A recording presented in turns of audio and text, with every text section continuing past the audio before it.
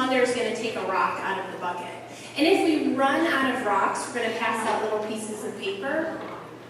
And then they're also going to pass out some Sharpies, so you just don't want to let any kids get a hold of those, because those are going to be shared and used with rocks.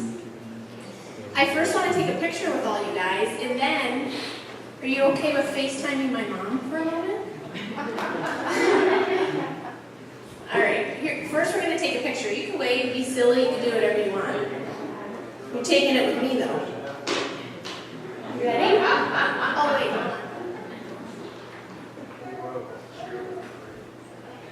You guys gotta squeeze on the edge. Ready? 1, 2, 3. Yay, thank you. All right, we're gonna try my mom really quick. I wasn't always a good daughter, so I won't start my message out negatively, but I didn't always wish my mom a happy Mother's Day. So I'm being a better person. Hopefully her hair is combed, she doesn't know this is happening.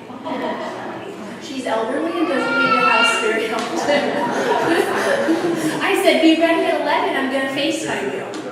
So we didn't really talk for many years, and I think out of a hardened heart, and God has changed my heart, and I FaceTime her almost every day. So hopefully she answers when she gets to see you guys. Of course, she's not there. We'll try one more time.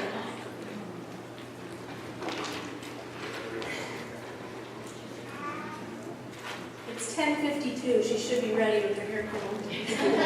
I'm going to tell her you guys can't really see her that well if she answers, because she'll probably be embarrassed. Watch, she'll FaceTime in the middle of my message, and then I'll have to answer that on Mother's Day. All right. Who knows what she's doing? Maybe she's combing her hair.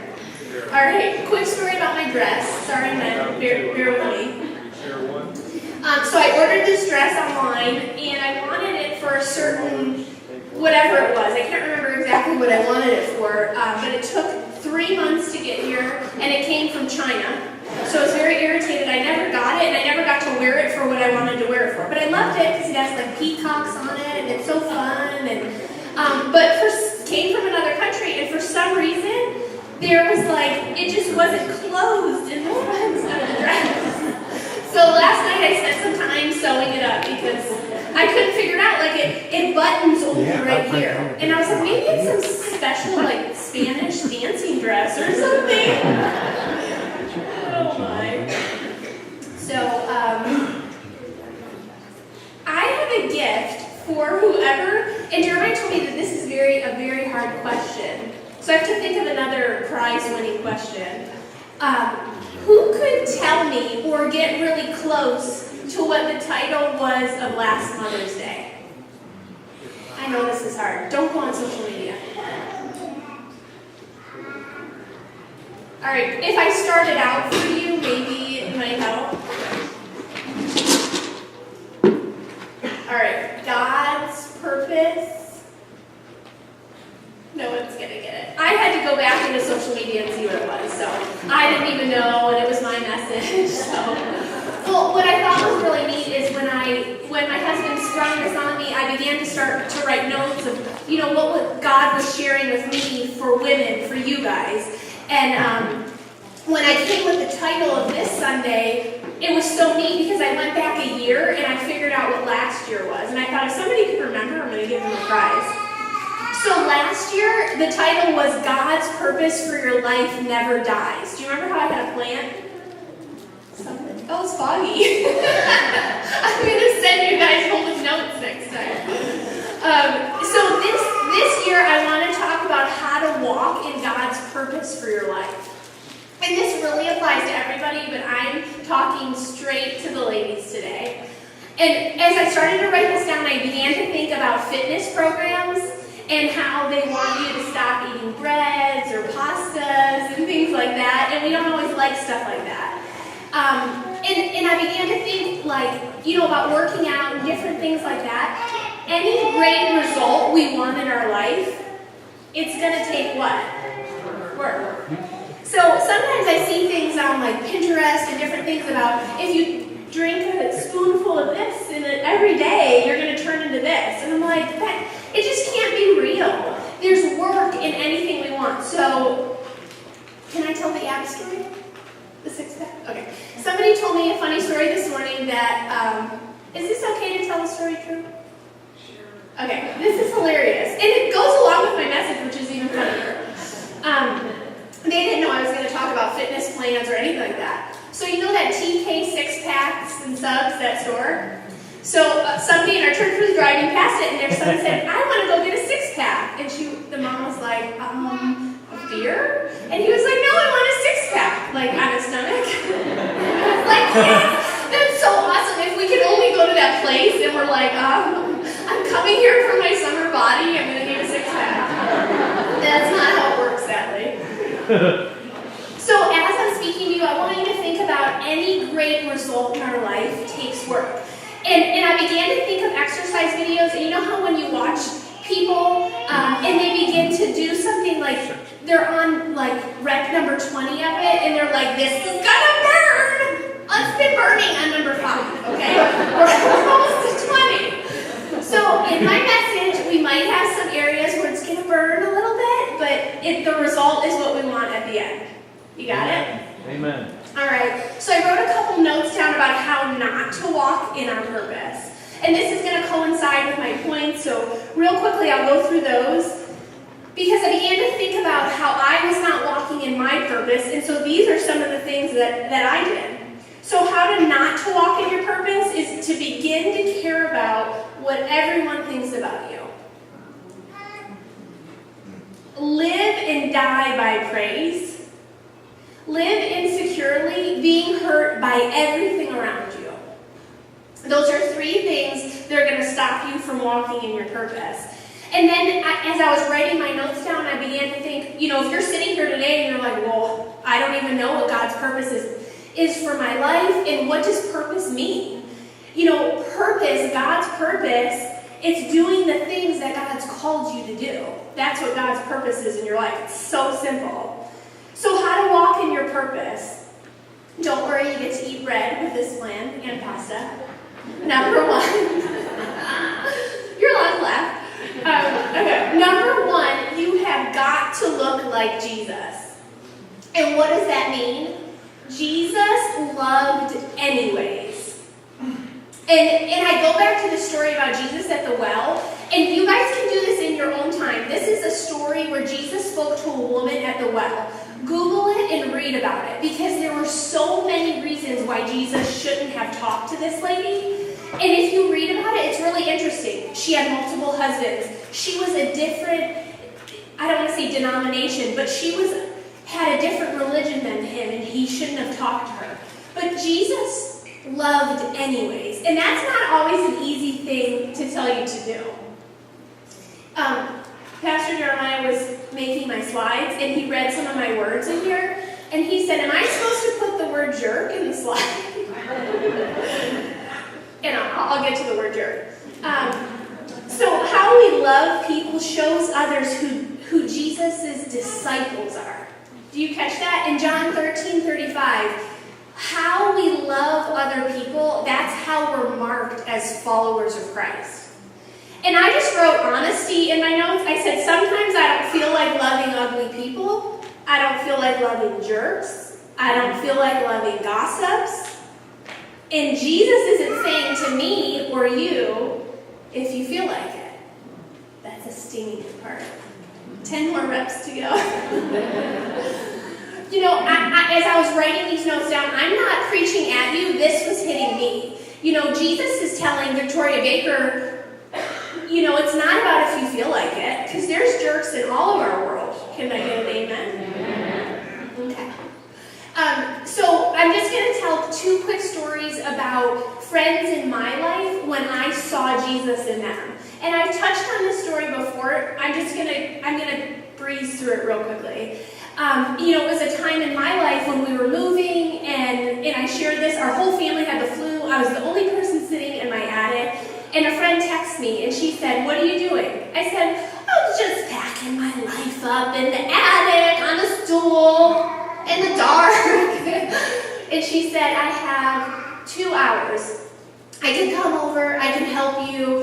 And I said, no. I said, it's like important documents, like things in a filing cabinet. I don't know how to tell you where to put it.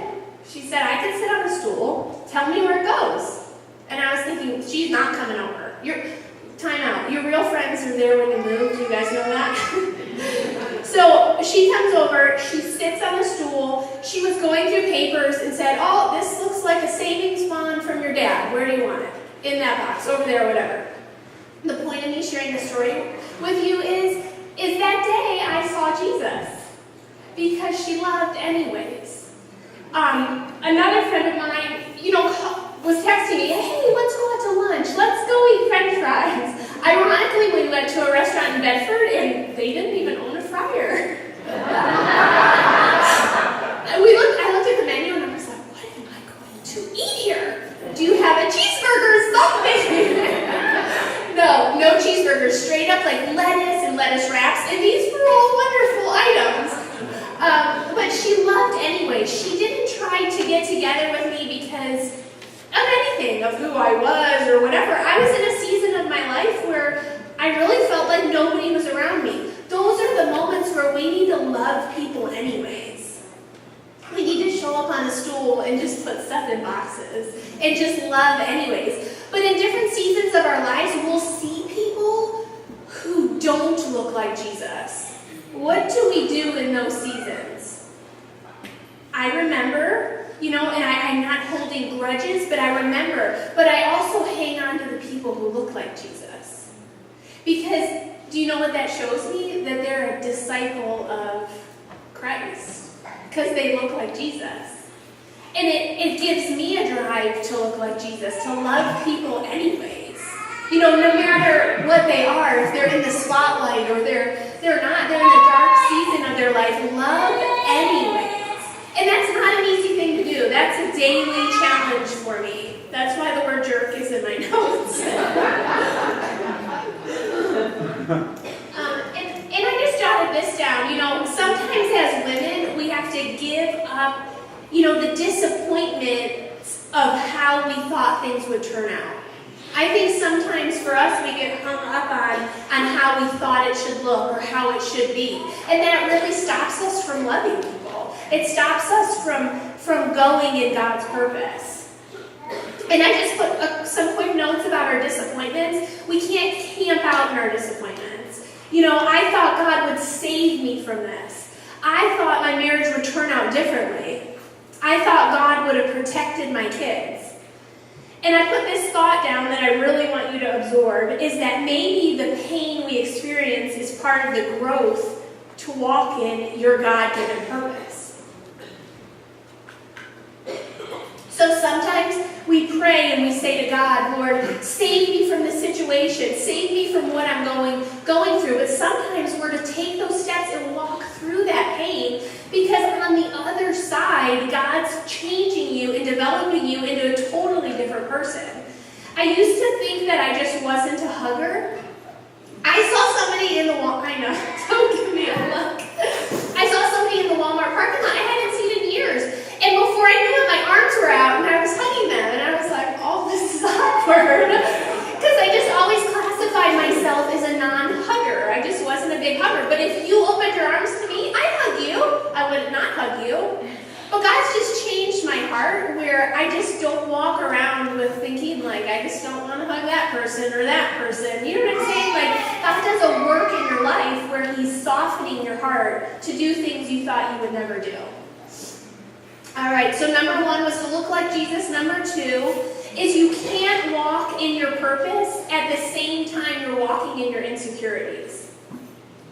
That might be an ouch moment. It was for me when I wrote it down. I was like, oh, I don't like that point. I need to make it a little more sunny. We have to believe the things that God says about us. When we live and walk in our insecurities, when I see another woman walking in her insecurities, do you know what I instantly think? That they're not believing the things that God's saying about them.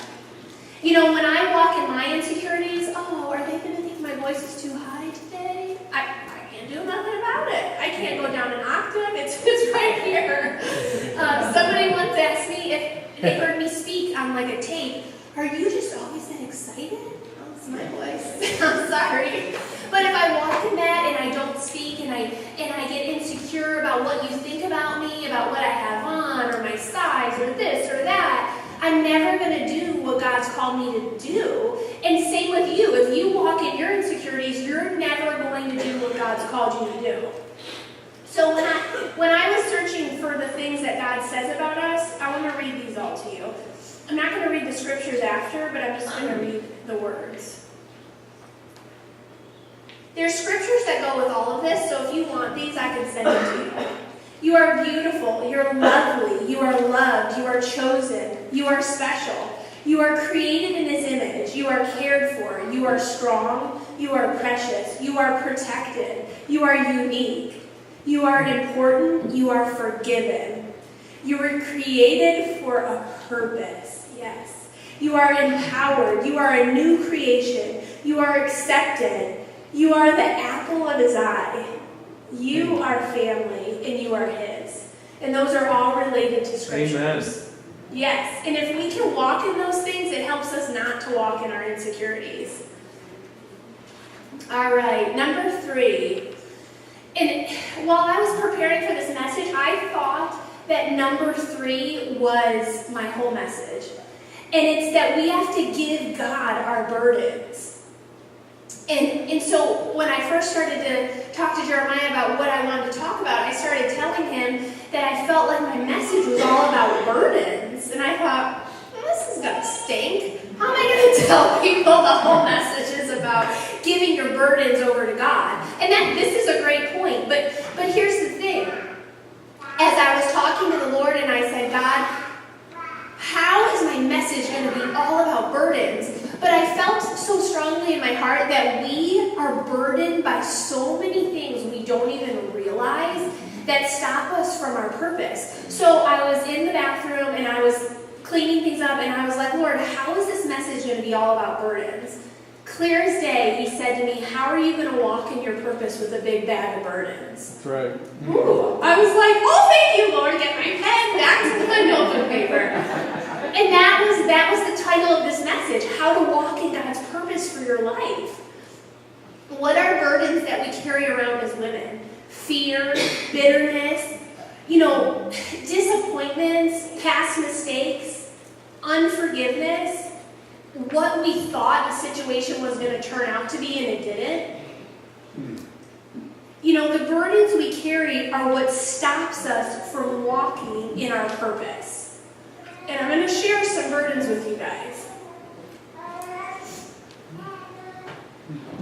Ooh.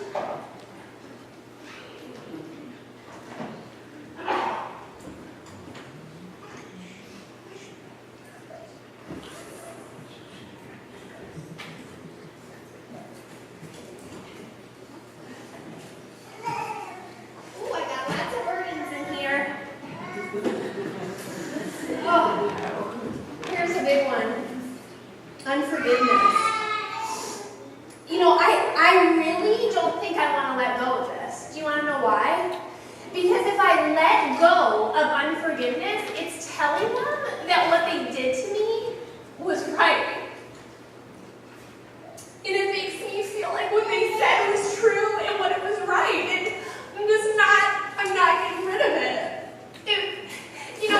When I go on social media and I see different things, if I let it go, I feel like it was just right what they did. So it's just easier for me to keep it here.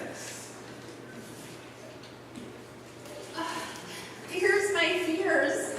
Sometimes it's so much easier just to fear things, fear my health, fear things about my kids, to worry about Isaac driving or, just worry about all kinds of things. This box should be way bigger.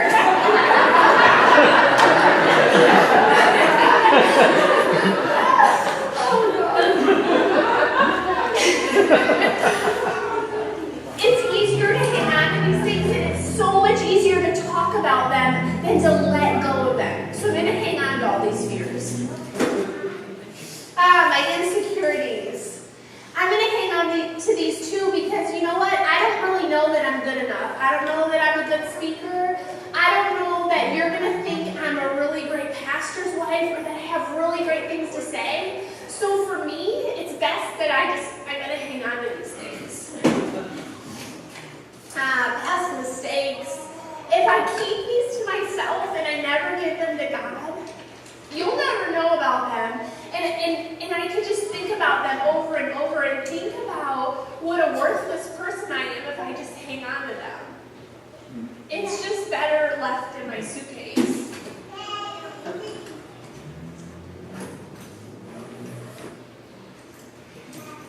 So now you know what God wants me to do? He wants me to walk in my purpose. How am I going to do that with the suitcase? God's saying, Victoria, walk in your purpose. Take your stuff and start walking in your purpose. Here I am. Here's all my baggage and my burdens. Go run a race. Go run a race. Go start a church and try to win souls. Go try to love people with your unforgiveness. That's right. It's not going to happen. It's until I'm able to give these things to God. Amen. I can't go after my purpose. That's right. And neither can you. You all have little rocks. And you're going to write down the things that burden you, that weigh you down. And during worship, I sat down and I wrote this down on my notes. You're never going to pick these rocks up again. You're going to write a word. You could write multiple words on it. And you're going to put it face down at the altar. Jeff's going to play a song in a minute, and it's going to play twice. If you want to sit and think about the things that burden you, you can. But I'm going to tell you, I've been praying for you all week, and the word burden every day. I said, Lord, soften their hearts. Show them this week what burdens them and what holds them back from God's purpose. It was so easy for me to write on those boxes because I know the things that I struggled with and what's burdened me. And the funny thing is you're going to set this rock down and you're never going to pick it up again. But here's the interesting thing. That doesn't mean you're never going to struggle with unforgiveness. Doesn't mean that. Forgiveness, it's a process. No one can look at you and say you need to forgive that person. That might be the thing you need to do, but you might need to walk it out. I've had to walk some ugly things out, and it didn't feel good, and it stung, and it felt like 20 more reps, and it wasn't cool. I may struggle with unforgiveness again in my life, and I'm going to walk to the altar, and I'm going to lay my rock down and say, God, I'm giving this to you again. Because all those things begin to harden your heart, and you can't go after God, and you can't go after your purpose. So once the song starts in about 1 minute, I want you to get the Sharpies out. I want you to begin to write on your rock. And you're just going to set your rock down and you're going to go back to your seat and then we're going to pray. If you want a special prayer after the songs are over, we can pray after. But as the songs begin to play, I want you to listen to the words. The words will be up here. You can sing with them. I want you to write on your rock and then it's going to go face down here. Go ahead, Jeff.